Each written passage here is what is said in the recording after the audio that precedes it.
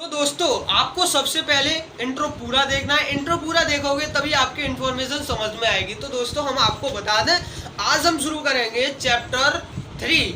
देखो हमने a girl with a basket, a fellow traveller और ये दोनों करा दिए और मैथ के आपको एक्सरसाइज 1 2 3 4 ये करा दिए। एक्सरसाइज 1 2 3 मतलब चैप्टर 7 के करा दिए।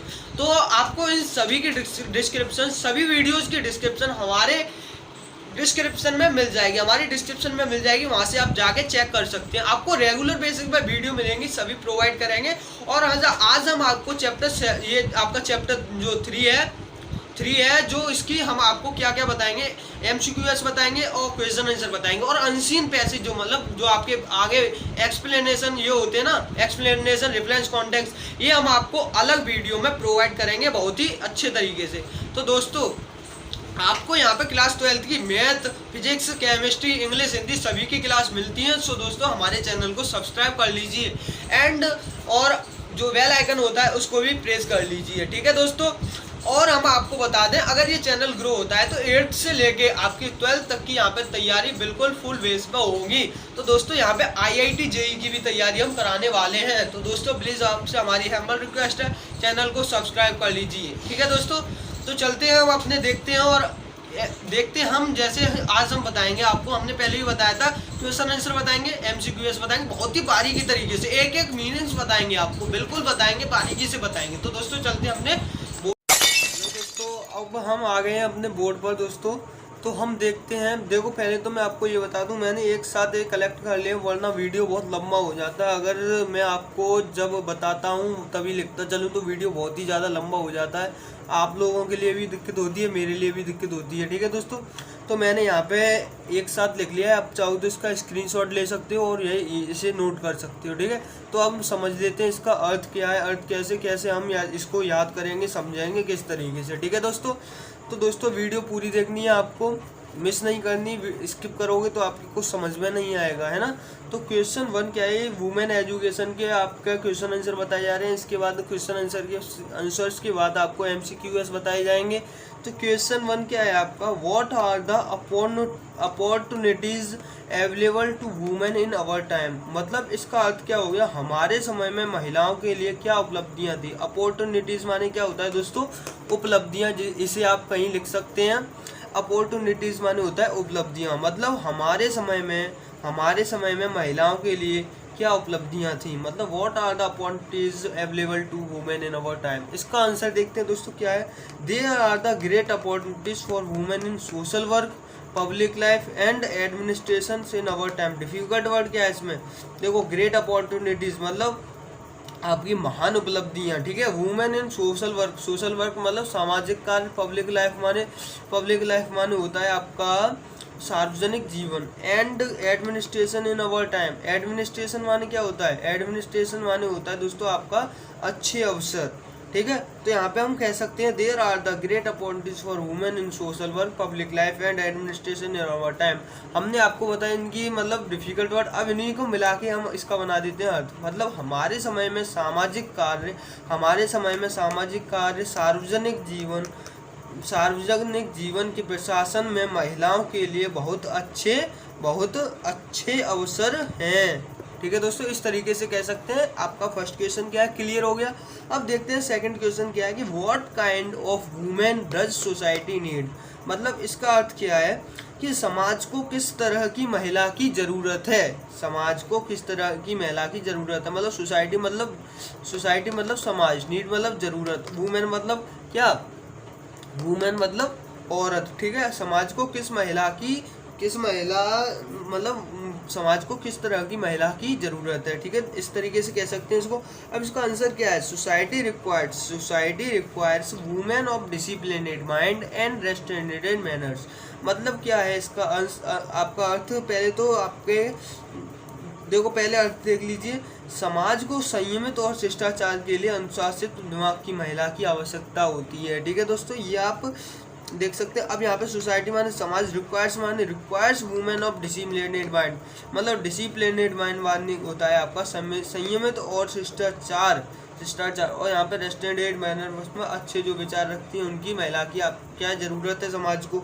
अब क्वेश्चन 3 क्या है दोस्तों, what is the real situation, what is the real situation regarding women's education in India. तो इसका अर्थ क्या है दोस्तों, भारत में महिलाओं की शिक्षा के बारे में वास्तविक स्थितियां क्या हैं। रियल सिचुएशन मतलब वास्तविक स्थितियां क्या हैं, ठीक है दोस्तों। रिगार्डिंग मतलब यहाँ पे रिगार्डिंग का मतलब यहाँ पे रिगार्डिंग का मतलब है मतलब स्थितियाँ, ठीक है। तो यहाँ पे इसका आंसर होगा अकॉर्डिंग टू सर्वपल्ली राधाकृष्णन, मतलब according to S Radhakrishnan women's education is not widespread enough का मतलब नारी शिक्षा पर्याप्त नहीं है, नारी शिक्षा क्या नहीं है, पर्याप्त नहीं है, सर्वपल्ली राधाकृष्णन के अनुसार, ठीक है। अब क्वेश्चन 4 क्या है दोस्तों आपका, which particular quality distinguishes man from women. अब इसका अर्थ क्या है, जो विशेष गुण पुरुषों को महिलाओं से अलग करते हैं वो क्या है, ठीक है। जो पार्टिकुलर क्वालिटी डिस्टिंग्विशेस मतलब अलग करना, मैन फ्रॉम वुमेन जो अलग करते हैं वो क्या है, ठीक है, महिलाओं से अलग करते हैं वो पुरुषों के गुण क्या है, ठीक है। द क्वालिटी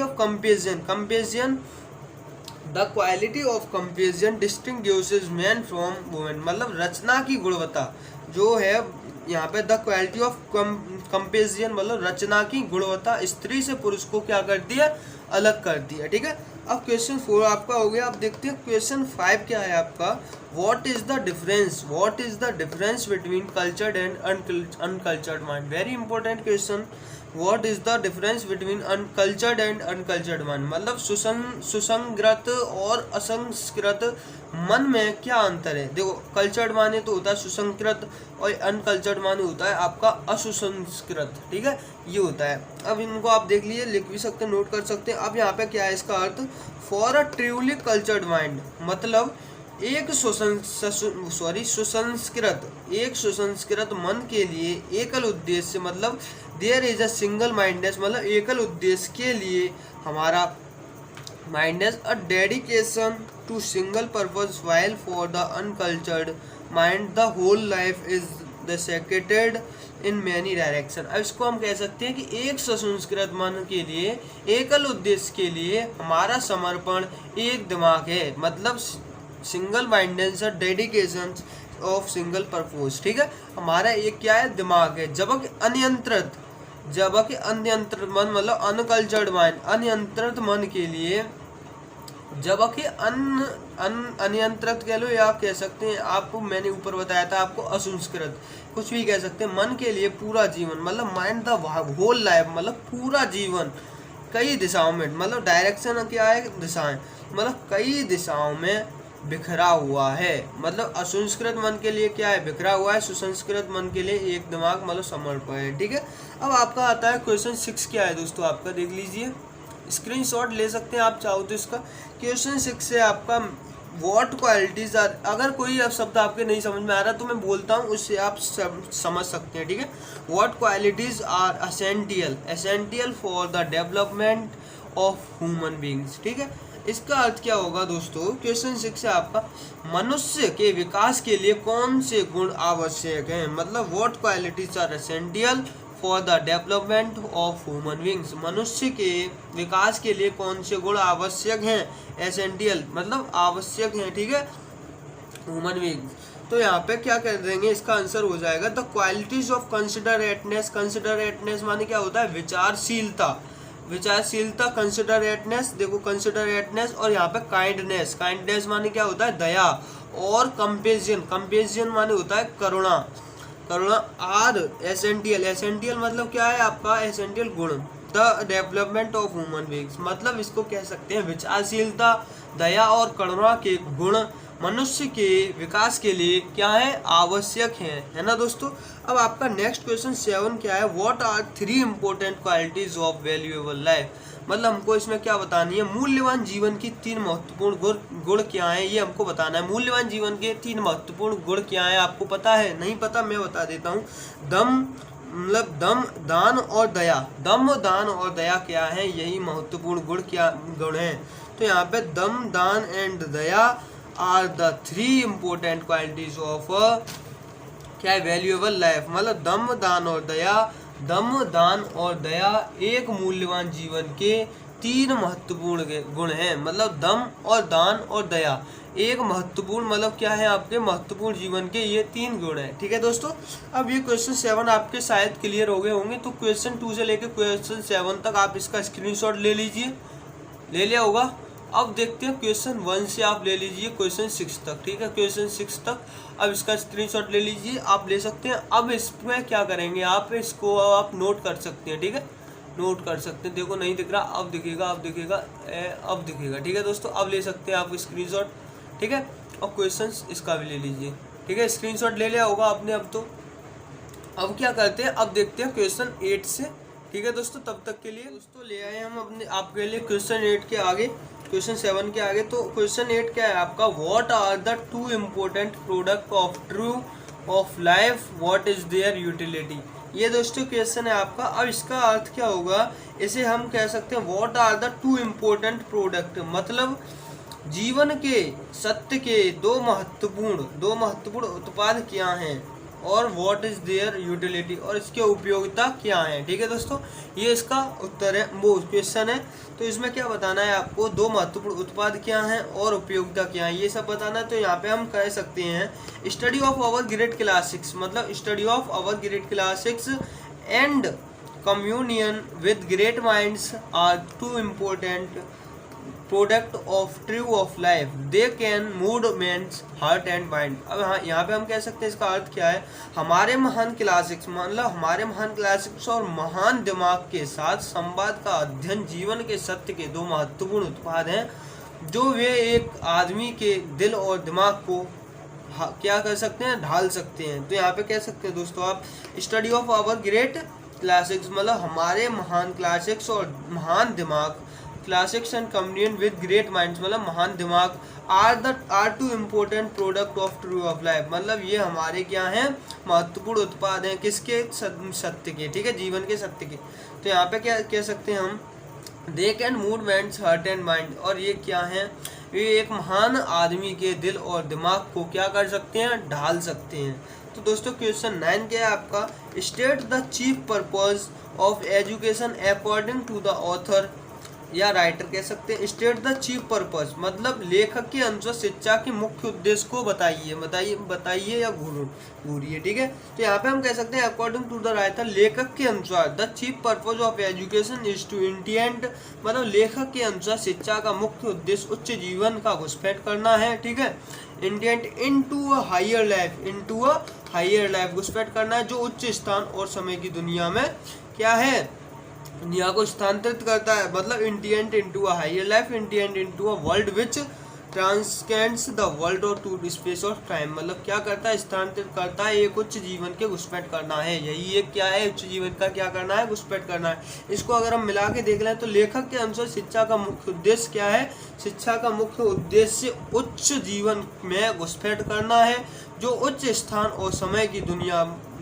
को स्थानांतरित करता है, एक उच्च जीवन का घुसपैठ है। ठीक है दोस्तों, इस तरीके से हम कह सकते हैं। क्वेश्चन 10 क्या है दोस्तों आपका, what constitutes the essence of good life, what constitutes the essence of good life, मतलब ये क्या कह रहा है कि अच्छे जीवन का सार क्या है, अच्छे जीवन का सार क्या है, constitutes the essence of good life, अच्छे जीवन का सार क्या है, मतलब दम दान और दया ही अच्छे जीवन का सार है। ठीक है, अब नेक्स्ट क्वेश्चन क्या है आपका, क्वेश्चन 12 है, what were the things women were entitled to in ancient India, मतलब प्राचीन भारत में महिलाओं को किन चीज़ों का किन चीज़ों की हकदार थी। ठीक है, तो उसका आंसर है the ancient India women were entitled वाला हकदार, और to study Vedas and Gayatri mantra, वो किसकी हकदार थी, वो वेद पढ़ सकती थी और गायत्री मंत्र भी पढ़ सकती थी, वो इस चीज़ की हकदार थी। मतलब प्राचीन भारत में महिलाओं को वेदों का अध्ययन और गायत्री मंत्र का अध्ययन करने का पूरा अधिकार था। ठीक है दोस्तों, अब क्वेश्चन 12 क्या है आपका, what is one of the signs of the decline of our civilisation, मतलब समझ गया, what is one of the signs of the decline of our civilisation, मतलब क्या है आप इसका, हमारी सभ्यता के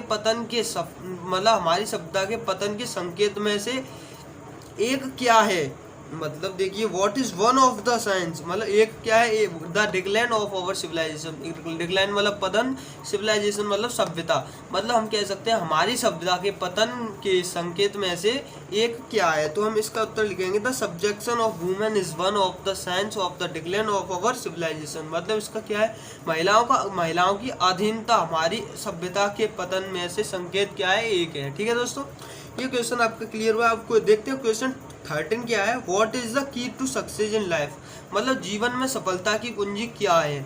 तो हम कह सकते हैं if we bring to our work on honest and disciplined mind we will success in our life. मतलब अगर हम अपने काम को ईमानदारी, ऑनेस्ट मतलब ईमानदारी और अनुशासन, डिसिप्लिन मतलब अनुशासन से करेंगे तो हम अपने जीवन में क्या होंगे, सफल होंगे, इन अवर लाइफ सक्सेस। ठीक है दोस्तों, ये कह सकते हैं। अब दोस्तों अब आपका क्वेश्चन नेक्स्ट क्या है, क्वेश्चन 14 है आपका, what causes the decline of womanhood. मतलब क्या है ये, क्या नारीत्व की गिरावट का कारण बनता है। मतलब क्या नारीत्व, वुमेनहुड माने नारीत्व की गिरावट का कारण बनता है। तो यहाँ पे कह सकते हैं the decline comparison causes the decline of womanhood according to the author. मतलब गिरावट करना पानी के अनुसार, मतलब गिरावट करना पानी के अनुसार वुमनहुड मतलब नारीत्व के गिरावट का कारण बनता है। कंपेरिजन मतलब गुण, ठीक है, गुणत्व causes the decline of womanhood according to the writer, मतलब वो ऑथर यही कारण बनता है। मतलब गिरावट और गुण के अनुसार वुमेनहुड की गिरावट का कारण बनता है। तो दोस्तों ये आपके क्वेश्चन 14 तक आपके क्लियर हो गए हैं। अब दोस्तों आप इसका स्क्रीनशॉट ले सकते हैं इसका। और अब हम देखते हैं क्या एमसीक्यू। तो दोस्तों आपके एमसीक्यूज हमने यहाँ पे नोट कर लिए हैं एक जगह पे, तो आप देख सकते हैं। तो आपका फर्स्ट क्या है, you are living in an age when there are great dash for women in social work. तो दोस्तों पहले हम यहाँ पे आपको बता दें इसमें क्या भरा जाएगा, तभी तो हम इसका अर्थ ठीक तरीके से कर पाएंगे। तो यहाँ पे हम ये भर सकते हैं, ठीक है, और इससे बिना भर के भी मैं इसका आपको अर्थ बताऊंगा। देखो इसे कह सकते हो you are living in an age, आप ऐसे युग में रह रहे हैं। देयर आर ग्रेट मतलब महान, मतलब देखिए there are great opportunities for women in social work, जिसमें सामाजिक कार्य में महिलाओं के लिए महान अवसर है। तो अपॉर्चुनिटीज मतलब क्या हो गया आपका, महान अवसर। ठीक है दोस्तों, महान अवसर है। देयर आर ग्रेट अवसर, अपॉर्चुनिटीज माने अवसर, ठीक है, for women in social work. ठीक है, opportunities, you are living in an age, आप ऐसे युग में रह रहे हैं। When there are great opportunities नहीं लगाएंगे तो आपका क्या हो जाएगा, ओनली महान के बाद अवसर नहीं लगाएंगे। ठीक है, तो इसलिए यहाँ पे क्या आएगा, अपॉर्चुनिटीज। अब देख लेते हैं सेकंड क्या है अपना, society requires women of disciplined minds and dash manners. ठीक है, तो यहाँ पे सोसाइटी रिक्वायर्स मतलब समाज में अनुशासन रिक्वायर्स मतलब डिसिप्लिन मतलब अनुशासन, समाज में अनुशासन मतलब society requires women of disciplined minds and manners. किसकी जरूरत है यहाँ पे, क्या आएगा, मैनर्स की। अब यहाँ पे रेस्ट्रेनेड मैनर्स ही तो होगा, क्योंकि हमने चैप्टर में बहुत बार पढ़ा है। तो यहाँ पे क्या आएगा, रेस्ट्रेनेड मैनर्स। अब हम यहाँ पे कह सकते हैं समाज में अनुशासन के मन और संयमी व्यवहार को महिलाओं की आवश्यकता होती है। ठीक है, ये सेकंड आपका क्लियर हो गया। थर्ड है आपका the natural quality of women is dash. तो यहाँ पे द नेचुरल क्वालिटी ऑफ, देखो मैंने आपको यहाँ पे बता दें अपॉर्चुनिटी माने अवसर, और यहाँ पे रेस्ट्रेंट माने संयम, रेस्ट्रेंट माने मैंने आपको यहाँ पे बताया था रेस्ट्रेंटेड मैनर्स, मतलब क्या था, महिलाओं की आवश्यकता संयमी व्यवहार। ठीक है दोस्तों, अब यहाँ पे क्या है, the natural quality of women. तो यहाँ पे कह सकते हैं करुणा नारी का स्वभाव, मतलब इसमें क्या आएगा, ये किधर गया, हाँ ये इसमें क्या आएगा, देखिए दोस्तों सेकंड वो रेस्टेड तो आपको मैंने बता दिया संयमी, और यहाँ पे सी है आपका ये यहाँ पे कंपेरिजन आएगा, मतलब करुणा और नारी में स्वभाव, मतलब करुणा नारी में स्वभाव कह सकते हैं। The natural quality of women is comparison, मतलब करुणा नारी का स्वभाव। ठीक है, अब देखते हैं दोस्तों क्वेश्चन फोर्थ क्या है आपका, इसमें ये भरा जाएगा कंपेरिजन, तभी आपका सेंस ठीक तरीके से बनेगा, वरना आप उलझोगे। तो यहाँ पे क्या है आपका dash is the quality which is the more characteristic of women than of man. ठीक है, ये है दोस्तों आपका फोर्थ है आपका मतलब यहाँ पे कह रखा है, यहाँ पे क्या आएगा, फोर्थ है आपका इज द क्वालिटीज, तो यहाँ पे आएगा आपका कंपेरिजन मतलब करुणा, ठीक है। कंपेरिजन इसका यहाँ पे सेंस लगा दिए, मतलब comparison is the quality, comparison is the quality मतलब करुणा एक गुणवत्ता है, मतलब कंपेरिजन इज द क्वालिटी मतलब करुणा एक गुणवत्ता है जो which is more characters of women than of man, जो पुरुषों की तुलना में महिलाओं को अधिक विशेषता है, ठीक है दोस्तों। ये आपका क्वेश्चन वो 4 भी आपका एमसीक्यूएस क्लियर हो गया। आप देखते हैं दोस्तों क्वेश्चन 5 क्या है, आपको उधर नहीं दिख रहा आपको। क्वेश्चन 5 है दोस्तों आपका फॉर सम, एमसीक्यूएस 5 है आपका for some that test we neglected our women folk, ठीक है दोस्तों। इसका आंसर क्या हो जाएगा, मतलब कुछ सेंचुरीज, अब यहाँ पे क्या आएगा सेंचुरीज, मतलब फॉर सम, यहाँ पे अगर इसका सेंचुरी नहीं बढ़ते हैं तो यहाँ पे आपका जो अर्थ है वो गलत हो जाएगा, मतलब यहाँ पे आपका सही आंसर ये आएगा। तो मतलब for some centuries we neglected our women folk, तो मतलब इसमें कह सकते हैं कुछ शताब्दियों के लिए हमने हमारी महिलाओं की उपेक्षा की, ठीक है दोस्तों, ये इसका हो जाएगा। तो दोस्तों मैं समझता हूँ आपके क्लियर हुए होंगे, कहीं कहीं आपको हिचकिचाहट आई है तो वहाँ पे आप फोर्स मतलब अपना एक्सेप्ट कर सकते हैं। तो दोस्तों ये हैं आपके एमसीक्यूएस, ठीक है, आपके क्लियर हो चुके हैं। ये दोस्तों मैंने बहुत ही बारीक मतलब बढ़िया तरीके से बताए हैं और ये आपके इम्पोर्टेंट रूप से 2021 पेपर में आने ही वाले हैं, इसलिए आप याद कर लीजिएगा और क्वेश्चन आंसर पर भी ज़्यादा ध्यान दीजिएगा, ठीक है दोस्तों। अब देखिए प्लीज़ दोस्तों सब्सक्राइब कर दीजिए हमारे चैनल को, ताकि हमारा चैनल जल्दी से ग्रो कर सके। दोस्तों हम आपके लिए पूरी मेहनत कर रहे हैं, तो दोस्तों आपका इतना फर्ज बनता है कि आप सब्सक्राइब कर दीजिए। इस चैनल पर आपको मैथ की, इंग्लिश, हिंदी सबकी क्लास मिलती है, तो दोस्तों प्लीज़ सब्सक्राइब कर दीजिए, प्लीज़ सपोर्ट मी यार। तो दोस्तों थैंक्स फॉर वॉचिंग, जय हिंद जय भारत।